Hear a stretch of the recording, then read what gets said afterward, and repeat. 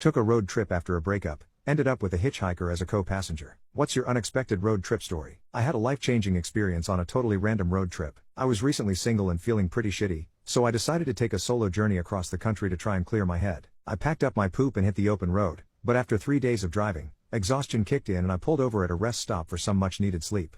In the middle of the night, around 3 a.m., I woke up to someone opening my car door. It was this young woman in her early 20s who asked if she could join me.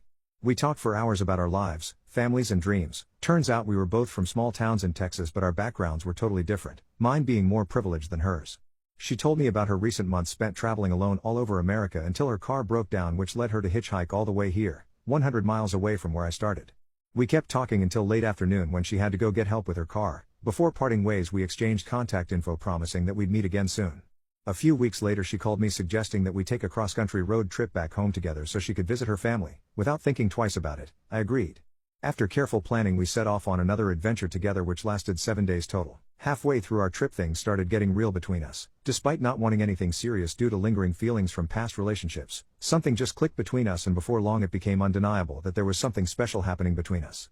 When we reached Texas, though our time there was brief since family circumstances only allowed for 2 days max, knowing how complicated things were between us already, we mutually agreed that once this leg of the journey ended, then so did whatever connection existed between us, without any promises or guarantees of seeing each other again ever, since you can never be sure if you'll ever cross paths with someone again considering how big this country is.